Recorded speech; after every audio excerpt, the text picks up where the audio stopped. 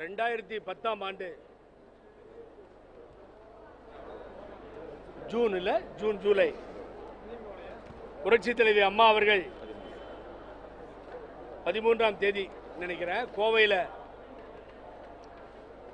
ஒரு இயக்கத்தையே இல்லாமல் செய்து விடுவோம் என்று அன்றைய தினம் திராவிட முன்னேற்ற கழகத்தில் ஒருத்தர் சொன்னார், உங்களுக்கு தெரியும். அப்போ அம்மா கோவையில் தான் ஸ்டார்ட் பண்ணாங்க. இந்த இயக்கம் வாழும் மீண்டும் ஆட்சியை பிடிப்போம்னு சொல்லி கோவையில் 2010 அவர்கள் முதலில் ஆரம்பித்து நடத்திய கூட்டம் வரலாற்று சிறப்புமிக்க கூட்டம். மக்கள் வெள்ளத்திலே மிதந்து வந்த அந்த தலைவிக்கு மறுவாழ்வு அரசியல் பயணத்தை வெற்றிகரமாக அமைத்து தந்தது கோவை மண்டலம். ஆகவே தான் இந்த கோவை மண்டலத்திலிருந்து நாங்கள் இப்பொழுது பயணிக்க ஆரம்பித்திருக்கிறோம். இன்னைக்கு தான் இங்கே ஆரம்பிச்சிருக்கேன். ஏன்னா ஒரு காலத்தில் நாங்கள்லாம் சிலர் அப்படியே பெரிய லட்சக்கணக்கான ஆயிரக்கணக்கான கூட்டம்லாம் கிடையாது. சிலர் ஆரம்பித்து டிடிவி தினகரன் தலைவரை முன்னிறுத்தி நாங்கள் ஆரம்பித்தோம். ஆனால் இன்னைய தினம் அவர் ஒரு முடிவுக்கு வந்துட்டார். அரசியலில் எந்த மீடியாவும் கேரே பண்ணுறதில்ல. இந்த பெரியார் சிலைக்கு அன்னைக்கு 17ஆம் தேதி நான் மாலை போட்டால் லைவ் போகுது சேனலில். நான் தலைவணங்கி மீடியாக்களை எல்லாம் எப்பொழுதும் தலைவணங்கி மரியாதை கொடுத்து அவர்களை நட்புணர்வோடு பாராட்டுவது உண்டு. அன்னைக்கு போகுது. இவருக்கு ஜெயா+ மாத்திரம்தான் காட்டுது. இதை ஒரு நண்பர் உட்காந்து ஸ்டுடியோவில் சொல்றாரு, ஒரு சீப் ரிப்போர்ட்டர், என்னங்க இப்படி மாறி போயிட்டு இருக்குன்னு சொல்லி. அதனால நான் பெரிய ஆளு அதெல்லாம் சொல்ல வரல. நம்ம சின்ன ஆளு, நம்மகிட்ட அவ்வளோ பணம்லாம் கிடையாது, அடியாள் கிடையாது. ஆகவே அது வேற. இப்போ என்ன தீர்மானம்னா, முக்கியமான தீர்மானம் ஷார்ட்டா சொல்லிடுறேன். இன்னைக்கு ஒரு உண்மையை இங்கே நான் பதிவு செய்தாக வேண்டும்.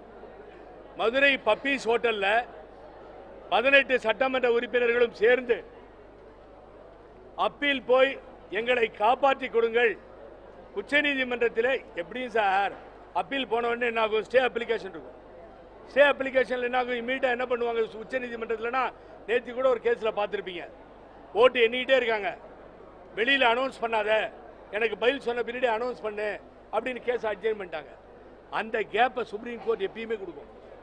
உடனே ஸ்டே பண்ணி அந்த 3வது நீதிபதி உத்தரவை ஸ்டே பண்ணி எல்லோரையும் எம்எல்ஏவா வாழ வச்சிருக்கும். ஆனால் நம்ம புண்ணியவானுக்கு ஒரே ஒரு நப்பாசை, அதை அந்த 17 எம்எல்ஏவில் என்கிட்ட ஒருத்தர் சொல்லியிருக்காங்க. ஏன்னா உங்கள் தலைவருக்கு ஒருத்தர் தான் சட்டமன்ற உறுப்பினராக இருக்குமான்னு ஆசையான்னு கேட்டாங்க. அதே மாதிரி யாரும் அப்பீலுக்கு போவானான்னு சொல்லி ஒரு தவறான முடிவை எடுத்து அந்த சட்டமன்ற உறுப்பினர்களை தெருவிலே நிறுத்திவிட்டார். அதில் ஒருத்தர் தப்பித்து குதித்து கரூருக்கு போய் திமுகவில் சேர்ந்து சட்டமன்ற உறுப்பினரும் ஆகிவிட்டார். இன்னொருத்தர் போய் கொள்கை பரப்பு செயலர் ஆயிட்டாரு. ஆகவே மீதி உள்ள சட்டமன்ற உறுப்பினர்கள் அவர் ஒரு 4 பேரை வச்சிருக்காரு. அந்த 4 பேரும் என்ன சொன்னாலும் கேட்டுக்குவாங்க. ஏய் பப்பீஸ் ஹோட்டல்ல நான் சொன்னா நீங்களே சொல்லுங்க அப்படிம்பாரு. உடனே அவங்க இல்லைங்க நாங்களா முடிவெடுத்தோம் அப்படின்னு ஜால்ரா போடுறதுக்கு சில பேர் இருக்காங்க, எனக்கு தெரியும். ஆனால் போட்டுட்டு வீட்டில் போய் அவங்க பொண்டாட்டி பிள்ளையெல்லாம் திட்டு காது கொடுத்து கேட்க முடியாது. அவ்வளோ அசிங்கமாக அவங்க பேசிட்டு மன உளைச்சல் சார்.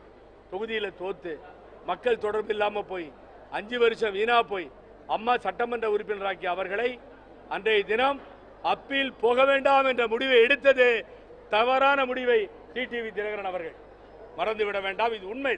என்னை நான் வெளியில் கொண்டு வரணுன்னே கொண்டு வரேன். இப்படி தான் நாசம் பண்ணார். அது ஒரு 18. அப்புறம் ஒரு 4 சட்டமன்ற உறுப்பினர், ரத்ன சபாபதி, கலைச்செல்வன், பிரபு, இப்படி ஒரு 4 பேர் இருந்தாங்க. அவங்களும் போனாங்க, அவங்களும் போயிட்டாங்க. 22 பேரை வச்சு எப்பொழுதோ எதோ அரசியல் மாற்றங்கள் நிகழ்வுகள் நடந்திருக்கும். ஆகவே இப்படிப்பட்ட சூழ்நிலையெல்லாம் ஒன்றை மாற்றி 40 நாடாளுமன்றத்திலே அவர் என்ன பண்ணுறாருன்னு கேட்டிங்கன்னா, 40 நாடாளுமன்றத்தில் சுயேட்சையாக நின்னோம், 40 சட்டமன்றத்தில் சுயேட்சையாக நின்னோம். இன்றைக்கி என்ன ஞானோதயம், வேலூரில் வேணாம் நீ சொன்னோடனே 3 எம்எல்ஏ கட்சி விட்டு போயாச்சு. பழைய எம்எல்ஏ, முன்னாள் எம்எல்ஏ. விக்கிரவாண்டியில் வேண்டாம், நாங்குநேரியில் வேண்டாம். இப்போ தான் சுயேட்சை ஞானோதயம் வருதா? எண்ணி பார்க்க வேண்டும். இதை இந்த தீர்மானத்திலே கோடிட்டு இருக்கிறோம். அந்த சட்டமன்ற உறுப்பினர்களுக்கு நீ செய்தது சரி என்று சாதித்தால் ராஜினாமா கொடுத்து, நீ சட்டமன்ற உறுப்பினராக இருக்க வேண்டிய அவசியம் இல்லை. ஆர்கே நகரில் சட்டமன்ற உறுப்பினராகிய நீங்கள் மன உளைச்சலுக்கும் பாதிப்புக்கும் ஆளாகி இருக்கின்ற 17 சட்டமன்ற உறுப்பினர்களுக்கு நன்றி கடன் செய்ய வேண்டும் என்று சொன்னால் உடனடியாக நல்ல அரசியல்வாதியாக இருந்தால் ராஜினாமாவை தூக்கி எறிய வேண்டும். ஒரு டான்சி வர்த்திக் தொலைபேசி ஒட்டு கேட்டது கர்நாடகாவில் என்று சொன்னதும் ராமகிருஷ்ணனுடைய அம்மா ராஜினாமா பண்ணலாம் தாய்களை தூக்கி எறிஞ்சாங்க முதலமைச்சர் பதவியை.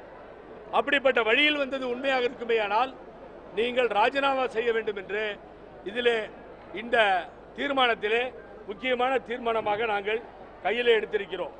ஆகவே தொடர்ந்து தோல்விகள், இந்த தோல்விகள் முழு பொறுப்பையும் அவர் ஏற்றுக்கொண்டாலும் தேர்தலில் நிற்க வேணாம்னு சொன்ன பின்னாடி சமாதானம் இல்லை.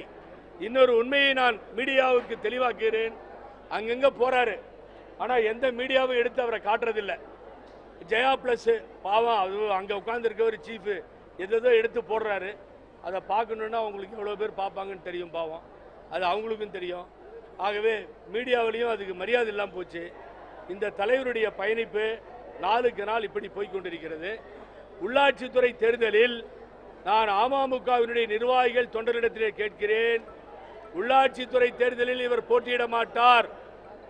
ஒரு கட்சி உள்ளாட்சித்துறை லோக்கல் பாடியில் போட்டியிடலைன்னா அந்த கட்சியினுடைய அரசியல் சரிவு என்பது அதோடு சரிந்து முடிந்துவிடும். அதுக்கு பின்னாடி ஒண்ணுமே அந்த கட்சியை எழுப்பி நிறுத்த முடியாது. ஒரு சீமான் போட்டியிடுறார் சார், நான் ஒன்றும் அவரை குறைத்து மதிப்பிடவில்லை.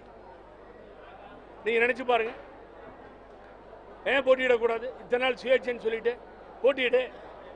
ஆகவே யார் உன்னை இயக்குகிறார்கள்? அவர் என்ன கேட்கிறார்? உங்கள் பின்னால் யார்? எங்க பின்னால்லாம் யாரும் இல்லை சார், யாரும் எங்களை கட்டுப்படுத்த முடியாது.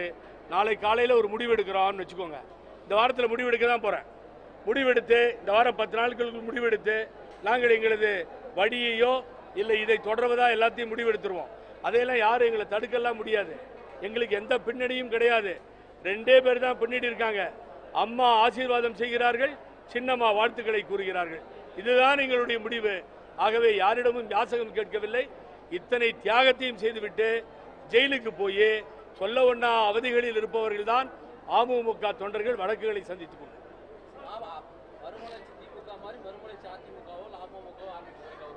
இல்ல எந்த கட்சியையும் ஆரம்பிப்பதாக எனக்கு அதை தான் தப்புன்னு சொல்லிட்டு இருக்கோம்.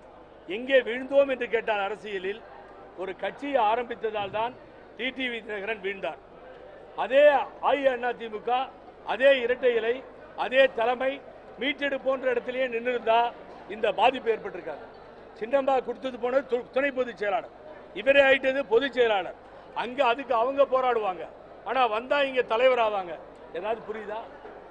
முகமது பின் துக்ளக் கூட பிச்சை எடுக்கணும், ஒண்ணுமே புரியாது உங்களுக்கு.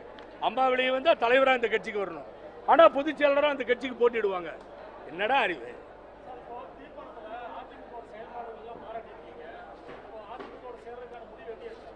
கட் அவுட் கலாச்சாரத்தை முழுமையாக ஒழிக்க வேண்டும் சொல்லியிருக்கோம். அதுக்கு மேல ஏன் பாராட்டுறேன்னு கேட்டீங்கன்னா, 15 வருட காலம் கனவாக இருந்தது. எந்த முதலமைச்சரும் நேரடியாக சென்று கேரள அமைச்சருடன் பேச்சுவார்த்தை நடத்தவில்லை. அதை இந்த முதலமைச்சர் செய்திருக்கிறார். அதை நம்ம பாராட்டி தானே ஆகணும், தப்பா சொல்லக்கூடாது. அதை பாராட்டுறோம். இப்ப இந்திய எதிர்ப்புக்கு ஸ்ட்ராங்கா நிக்கணும் இந்த அரசுன்னு சொல்லி வலியுறுத்துறோம். அதுல எந்த மாறுதலும் கிடையாது. ஆகவே பாராட்டுவதை பாராட்டித்தான் ஆக வேண்டும். உதாரணத்துக்கு சட்டமன்றத்திலே ஊழல் நாயகி ஜெயலலிதா படம் இடம்பெறக்கூடாது. உயர்நீதிமன்றம் நிரபராதி என்ற தீர்ப்பை கொடுத்திருந்தாலும் உச்சநீதிமன்றத்திற்கு சென்று ஜெயலலிதாவிற்கு தண்டனை வழங்க வேண்டும் என்று சொன்ன ராமதாஸை பாராட்டியவர் டிடிவி தினகரன். நான் ஒன்றும் தப்பு பண்ணலையே. நான் என்ன பண்ணேன்? ஒரு நியாயமான நடவடிக்கைக்கு இந்த நாட்டினுடைய முதலமைச்சரையும் உடன் சென்ற அமைச்சர் வேலுமணியையும் பாராட்டியிருக்கிறேன். கட் அவுட் கலாச்சாரத்தை அதே நேரத்தில் ஒழிக்க வேண்டும் என்று சொல்கிறோம்.